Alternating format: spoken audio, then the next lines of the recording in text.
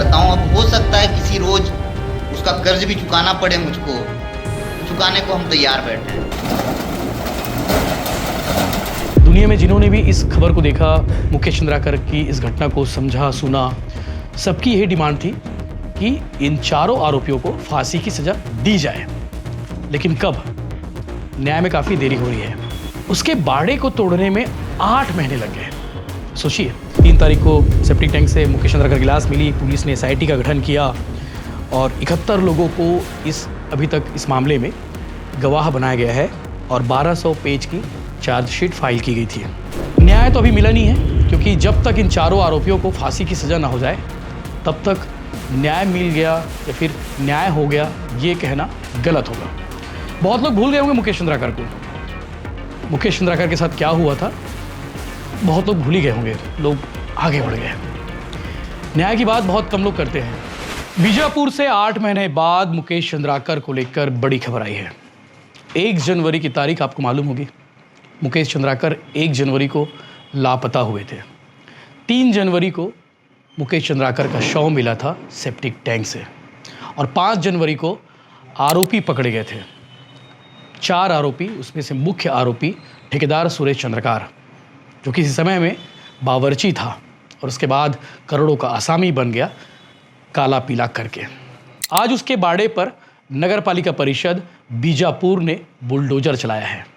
हालांकि ये कार्रवाई काफ़ी पहले हो जानी थी, लेकिन 8 महीने लग गए उस बाड़े को तोड़ने में, जमींदोज करने में, नेस्तनाबूद करने में प्रशासन को काफ़ी वक्त लगता है। न्याय तो अभी मिला नहीं है, क्योंकि जब तक इन चारों आरोपियों को फांसी की सज़ा ना हो जाए तब तक न्याय मिल गया या फिर न्याय हो गया ये कहना गलत होगा। बहुत लोग भूल गए होंगे मुकेश चंद्राकर को। मुकेश चंद्राकर के साथ क्या हुआ था बहुत लोग भूल ही गए होंगे, लोग आगे बढ़ गए। न्याय की बात बहुत कम लोग करते हैं। उस घटना के बाद लोगों ने जनवरी भर बातें की, फरवरी तक बातें की, लेकिन उसके बाद लोग भूल गए कि मुकेश चंद्राकर के आरोपियों को फांसी की सज़ा होनी चाहिए। हालांकि SIT का गठन हुआ, SIT ने बिना देरी किए मुकेश चंद्राकर के आरोपियों को पकड़ा। 1 जनवरी को मुकेश चंद्राकर लापता हुआ, 3 जनवरी को उसका शव मिला, 5 जनवरी को आरोपी पकड़े गए और उसके बाद कोर्ट कचहरी, कानून, सब कुछ चल रहा है। कहा गया था कि फास्ट ट्रैक कोर्ट में सुनवाई होगी ताकि फैसला जल्दी आ सके। मुझे लगता है कि सिर्फ बीजापुर नहीं, सिर्फ छत्तीसगढ़ नहीं, सिर्फ देश नहीं, दुनिया में जिन्होंने भी इस खबर को देखा, मुकेश चंद्राकर की इस घटना को समझा सुना, सबकी यही डिमांड थी कि इन चारों आरोपियों को फांसी की सज़ा दी जाए। लेकिन कब? न्याय में काफ़ी देरी हो रही है। सुरेश चंद्राकर जो मुख्य आरोपी है इस कांड का, जिसने मुकेश चंद्राकर की हत्या की, उसके बाड़े को तोड़ने में 8 महीने लग गए। सोचिए, 1 जनवरी से लापता, यानी कि 1 जनवरी की घटना, और आज तारीख है, सितंबर महीना है, 8 सितंबर, 9वां महीना चल रहा है। 9 महीने बोल सकते हैं आप आराम से। ठीक है, कोर्ट कचहरी, कानून व्यवस्था, चीज़ें अपनी जगह है, लेकिन काफ़ी देरी हो गई। फास्ट ट्रैक कोर्ट में सरकार ने कहा था कि इसकी सुनवाई हम कराएंगे, लेकिन काफ़ी देरी हो गई। तो आज इसमें बड़ा अपडेट यही है कि जिस जगह पर मुकेश चंद्राकर की लाश मिली थी उस बाड़े को नेस्तनाबूद कर दिया गया। वहाँ पर आज बुलडोजर चलाया गया और इस मामले में अभी भी प्रशासन ये कह रहा है कि जो होना है, जो कार्रवाई होनी है, जो कार्रवाई की जाएगी वो हम कर रहे हैं। जो क्राइम प्लेस था उस पर आज प्रशासन ने ताबड़तोड़ बुलडोजर चलाया। राजस्व विभाग का अमला था, नगर पालिका का अमला था और क्राइम सीन के तहत जिस बाड़े को सील किया गया था उसे तोड़ा गया है। और पत्रकारों ने सुरेश के इस प्लाट को कार्रवाई की मांग की थी, इस प्लाट के खिलाफ में, कि उसे तोड़ना चाहना चाहिए। जो कब्जा सुरेश चंद्राकर ने किया है उसे हटाया जाना चाहिए। 2005 से ये कब्जाधारी था और उसके बाद से वहाँ पे इलीगल काम, ठेकेदार था, तो वहाँ पे सारे 2 नंबर के काम वही करता था वो। आज मैं आपको रिकॉल कराता हूँ कि मुकेश चंद्राकर के साथ में 1 जनवरी को क्या कुछ हुआ था। 1 जनवरी को कमरा नंबर 11 में क्या हुआ था, आज मैं रिकॉल कराने वाला हूँ। इस मामले में पहले आपको कुछ की नोट्स बता देता हूँ, क्या कुछ हुआ था, कितने आरोपी हैं और अब तक क्या कुछ हुआ है। 1 जनवरी की शाम को मुकेश चंद्राकर घर से लापता हुए थे। अपने घर से निकले थे कि मैं आ रहा हूँ और उसके बाद वो घर से नहीं लौटा। अगली सुबह घर वालों को चिंता हुई क्योंकि मुकेश चंद्राकर रात से लौटा नहीं था। खोजबीन शुरू हुई, दिन भर खोजबीन चली, रात तक खोजबीन चली और 3 जनवरी को ये पता चला कि मुकेश चंद्राकर का शव सुरेश चंद्राकर के बाड़े के उस सेप्टिक टैंक में है जिसे मजदूरों के लिए बनाया गया था।